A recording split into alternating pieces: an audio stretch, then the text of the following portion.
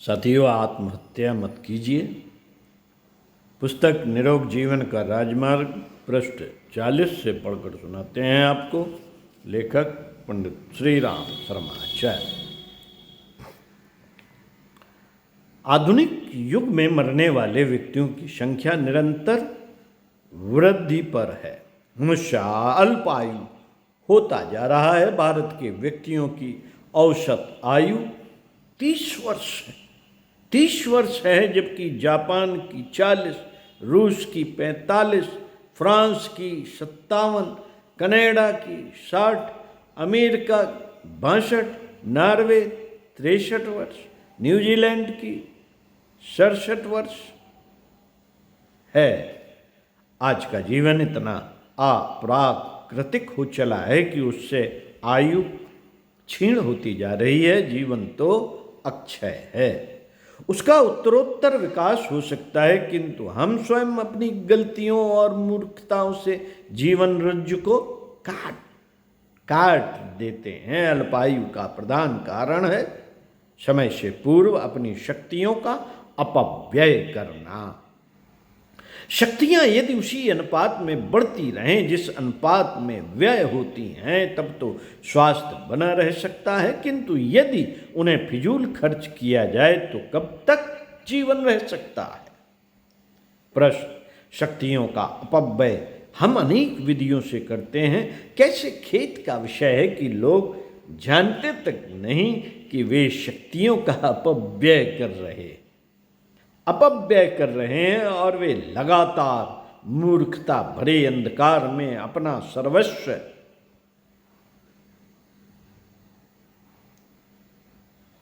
नाश किया करते हैं। जीवनी शक्ति का अपव्यय मुख्यतया निम्न प्रकार से होता है। नंबर 1, वीरपात की अधिकता। अनियमित आहार विहार से आयु क्षीण होना निश्चित है। वीर ही शक्ति है, जीवन धन है। एक बार व्यय हो जाने पर वह बाजार में खरीदा नहीं जा सकता। संपूर्ण शरीर जब पूरी तरह कार्य करता है, तब 40 ग्रास आहार से 1 बूंद रक्त और 40 बूंद रक्त से 1 बूंद वीर तैयार होता है। वैज्ञानिकों का मत है कि 2 तोला वीर के लिए 1 सेर रक्त और 1 सेर रक्त के लिए 1 मन आहार की आवश्यकता है। आज हम जो भोजन करते हैं उसका वीर बनने में पूरा 1 महीना लग जाता है। अब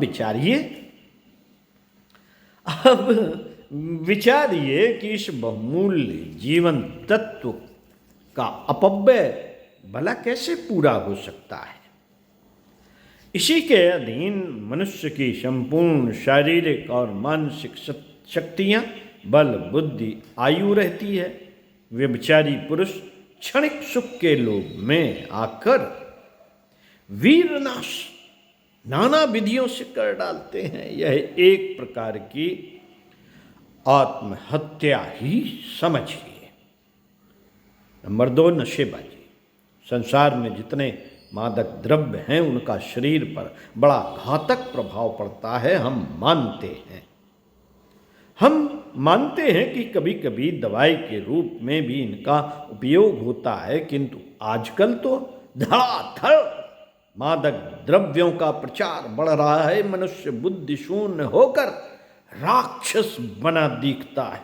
शराब को लीजिए, बुरी समझते हुए भी अनेक व्यक्तियों ने इसे अपना लिया। संसार के डॉक्टर आज इस नतीजे पर पहुंचे हैं कि शराब का विष चाय, न्यूमोनिया, विषम ज्वर, हैजा, लू और पेट, जिगर, गुर्दा, हृदय, रक्त वाहिनियां, स्नायु विकार तथा मनुष्य के मस्तिष्क के कई रोगों का जनक है।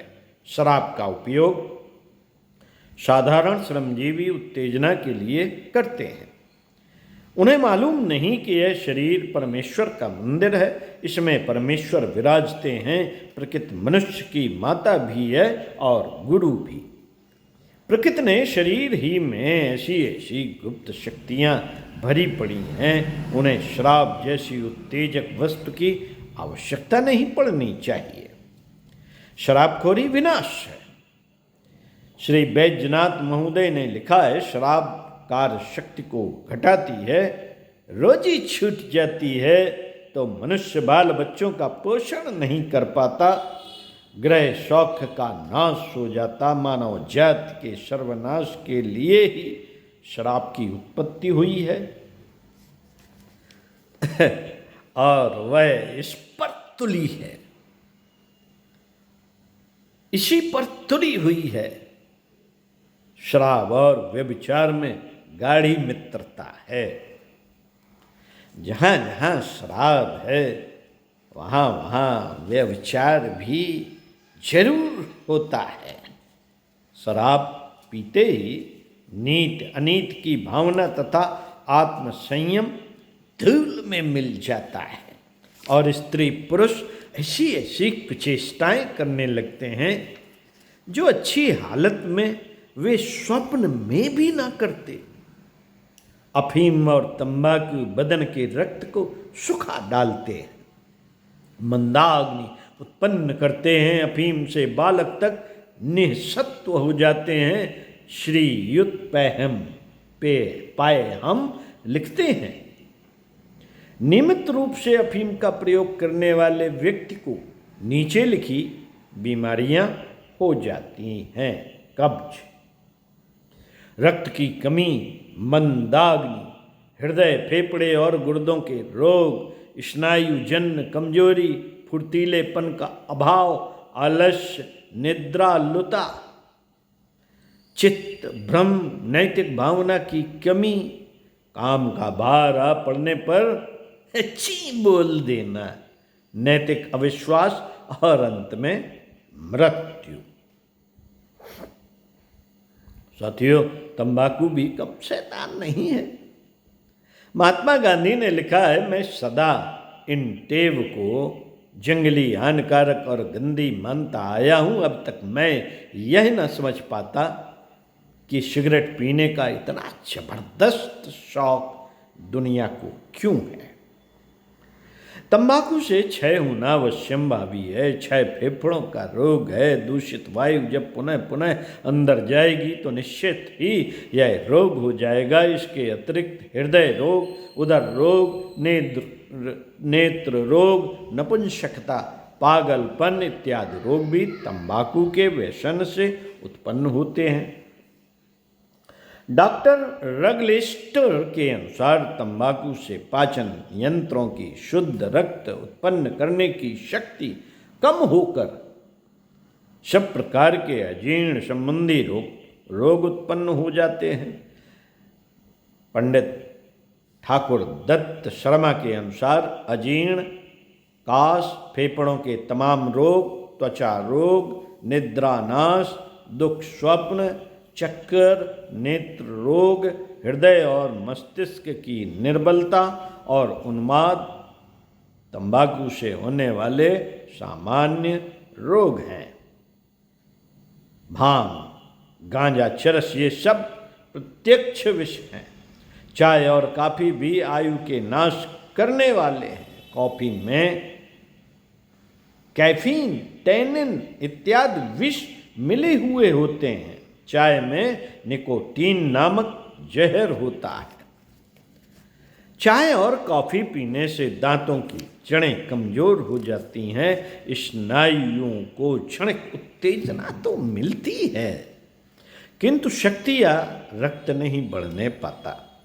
स्मरण रखिए, मादक पदार्थ विषैले हैं। आपकी आयु, बल, बुद्धि, उत्साह और नैतिकता का ह्रास करने वाले हैं। इनका पान जहर का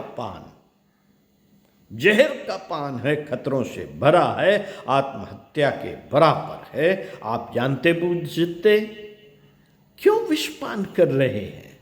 प्रश्न नंबर 3, व्यभिचार।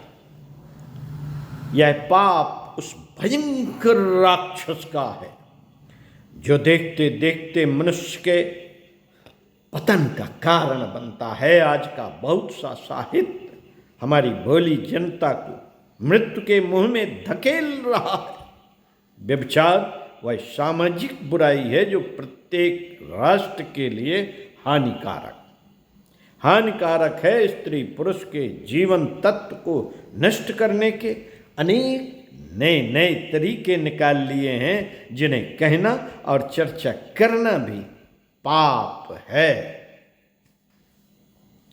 स्मरण रखिए, आप व्यभिचार कर जगत की आंखों से बच सकते हैं, किंतु प्रकृति बड़ी कठोर है।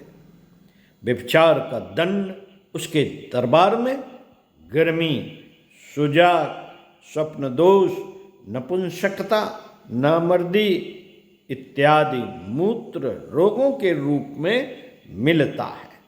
घर का गंदा कामोत्तेजक वातावरण, सिनेमा, दुष्चरित्र व्यक्ति, अश्लील चित्र, पुस्तकें इत्यादि से बड़े सावधान रहें। इनमें लिप्त होकर आत्महत्या न कर बैठें। मित्रों, चटोरापन नंबर 4, कुछ लोग चाट पकौड़ी, तरबतर मिठाइयों, बाजारू मसालेदार पकवान, दाल, सेब इत्यादि आवश्यकता से अधिक खाते हैं। भूख ना होने पर भी पेट को इन जायकेदार वस्तुओं से भर डालते हैं। आवश्यकता से अधिक केवल स्वाद के लिए खाना अपनी कब्र दांतों से खोदना है। बड़े शहरों में रहने वाले फैशनेबल व्यक्तियों की चटोरेपन की आदत बड़ी भारी कमजोरी है। अतः अनियमित आहार विहार न कर बैठें। बहुत सोच समझ कर चलें। नंबर 5, मानसिक दुर्बलताएं। मृत्यु को पास लाने में मानसिक द्वेग, उद्वेग, क्लेश, दुख, निराशा, कुड़न, अहितकर चिंतन इत्यादि विकारों का बड़ा हाथ है। ये शत्रु दिखते नहीं, किंतु अंदर ही अंदर शरीर को जर्जर कर देते हैं। प्रकृति नहीं चाहती कि हम इन विकारों के वशीभूत होकर जीवन का क्षय कर दें। प्रकृति ने हमें पूर्ण निरोग, आनंद और प्रसन्नता में रहने वाला प्राणी बनाया है। अनाकांक्षित विकार सब मानसिक शक्ति के अधीन हैं। मानसिक शक्ति द्वारा यदि श्रद्धापूर्वक आत्मविश्वास धारण किया जाए तो ये विकार सुगमता पूर्वक दूर किए जा सकते हैं। प्रकृति बड़ी दयालु एवं चतुर है। वह प्रत्येक मनुष्य को अपनी कमजोरियां सुधारने का अवसर प्रदान करती है। जब हम उत्साह, आनंद, आशा, प्रेम, सत्य की बात सोचते हैं तो हृदय में नवजीवन का संचार होने लगता है। नसों में नया जोश, नवीन उत्साह। किंतु जब हम अवांछित मनोविकारों में फंसते हैं तो हमारी कार्य शक्तियां भंगुर हो जाती हैं। यह इसलिए कि फिक्र, क्लेश, दुख, कुड़न, क्रोध के विचार अप्राकृतिक हैं। वे मनुष्य के लिए नहीं है। इन्हीं में लिप्त रहना प्रकृति से दूर जाना है। साथियों, प्रोफेसर जेम्स साहब कहते हैं कि यदि तुम दिन भर चिंतित अवस्था में बैठे रहोगे और बोलते समय बड़ी दुख भरी आवाज में बोलोगे तो इसका तुम्हारे शरीर पर बड़ा बुरा प्रभाव होगा। डॉक्टर जॉर्ज विलियम कहते हैं, चिंता शरीर के अंदर ऐसे अदृश्य घाव करती है जिसका प्रभाव दिमाग के कुछ जीव कोशों पर पड़ता है। धीरे धीरे वह असर नसों में फैलता है और बीमारियां पास आती हैं। दुर्विचार से ज्ञान तंतु निर्बल होते हैं। जो मनुष्य अपने दुर्विचारों, उद्वेगों और विकारों का अनुयायी बनता है वह मृत्यु को बुलाता है। उपरोक्त सभी बातें अपव्यय, वीरपात, नशेबाजी, पाप कर्म, कुढ़न, निराशा, मृत्यु का भय, चटोरापन, अनियमित आहार विहार आपके भीतरी शत्रु हैं। उन्हें अपनी आदत और स्वभाव में सम्मिलित कर आत्महत्या मत कीजिए। साथियों, इस पर चिंतन मनन कीजिए और जो कुछ समझ में आए उसको अपने जीवन में उतारिए। ओम शांति।